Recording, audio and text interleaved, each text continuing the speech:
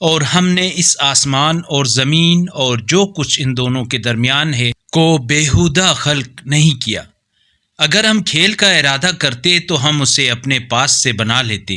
اگر ہم ایسا کرنے والے ہوتے تو تمہیں خلق کرنے کی کیا ضرورت تھی؟ بلکہ ہم باطل پر حق کی چوٹ لگاتے ہیں جو اس کا سر کچل دیتا ہے اور باطل مٹ جاتا ہے، اور تم پر تباہی ہو ان باتوں کی وجہ سے جو تم بناتے ہو۔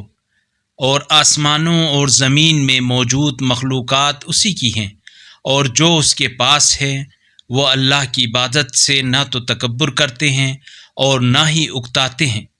وہ شب و روز تسبیح کرتے ہیں، تساہل نہیں برتتے۔ کیا انہوں نے زمین سے ایسے معبود بنا رکھے ہیں جو انہیں زندہ کرتے ہوں؟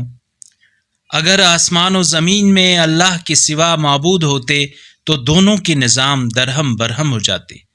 پس پاک ہے اللہ پروردگار عرش ان باتوں سے جو یہ بناتے ہیں۔ اگر اس قرآنی کلپ نے آپ کے دل کو چھو لیا ہے تو براہ کرم چینل کو سبسکرائب کر لیجئے اور بیل آئیکن کو دبا دیجئے۔